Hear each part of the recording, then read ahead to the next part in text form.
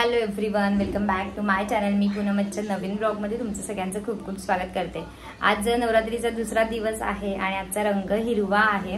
पण माझ्याकडे ग्रीन कलरचा ड्रेस नव्हता म्हणून जो आहे तो मी वेअर केलेला आहे.